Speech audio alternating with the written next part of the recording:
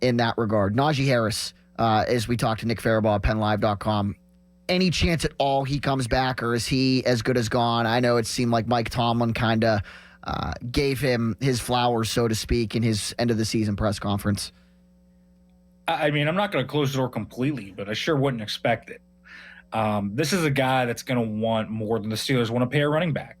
I mean, the option they declined was not very expensive. It was less than $7 million a year, Jack. They weren't going to be paying him a ton of money, and Najee's going to get more than that on the open market. He's going to get more than his fifth-year option would have been. Even if he doesn't get $10 million a year, he's still going to get probably $8 million, and I just don't see the Steelers doing that. I think he ends up somewhere, I think Las Vegas makes so much sense there, not just because he's from there, but they clearly need something. They need an infusion at that position. And so I'm looking at it and saying I think Najee Harris is going to likely go to somewhere like that, and I do not think he will be back. So I'm expecting him gone.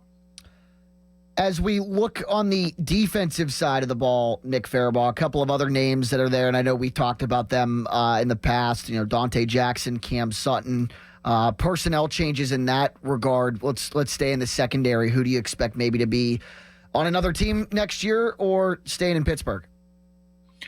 I mean, I do think that we're going to see, Cam Sutton, Dante Jackson probably gone. If Dante Jackson's back, it's going to be on a very cheap deal, and he's going to be veteran depth. He's not going to be, the unquestioned corner, too. I think most of the safety room is going to be back. I don't expect DeMonte Casey back, but I do expect, Deshaun Elliott, Minka Fitzpatrick, Joey Porter Jr. back. I expect all three of those guys to be in the starting lineup week one next year as well. And so I think you're going to be finding that slot corner. I think you're going to be finding that outside corner to pair with Joey Porter Jr. I think that's going to be one of the main objectives of this offseason is kind of trying to figure out that corner room. I think they're going to throw, 2-3 darts at that free agency and in the draft. So expect, a top 3-round draft pick, probably a corner. I expect to see one of those positions, whether it's slot or outside, filled as well during free agency. So I do expect them to be active in the corner market, and I don't really expect those guys to be back. All right, and this answer could change multiple times, and I'm sure I'll talk to you multiple times leading up to, but on January 16th, where does Nick Farabaugh think the Steelers go with their first-round pick? So I think they're going to go defensive line. And this is why I say this. Everyone's saying wide receiver because you look at a guy like Emeka Egbuka and he just screams Steeler. And I agree. I mean, he's a pretty obvious Steelers fit. But there's like 3 different obvious Steelers defensive line fits in the first round around their pick. Tyleik Williams, Kenneth Grant, Oregon. There's a guy from Oregon as well. There's a lot of different names that you look at on that board that just scream Steeler. And with how much Andy Weidel and Omar Khan have focused on the trenches, I would not be surprised if they focus on the defensive trenches this time.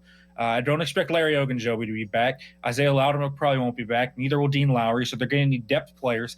And Keanu Benton probably is better off moving to a 5. And so you can draft a big nose that can play out to 3 like a Williams or a Grant, big-time guys, and then they can replace Cam Hayward. Cam Hayward's 36 years old. He's still playing at a high level, but he's only got so much time left. And so I think defensive line, and I also think wide receiver is going to be a position they really try and hit in free agency and in the trade market before the draft. So I think by the time that comes around, I think we'll be looking at receiver a little less direly than we are right now. Nick Farabaugh, he covers the Steelers for PennLive.com. Check him out there. Check him out on X at FarabaughFB.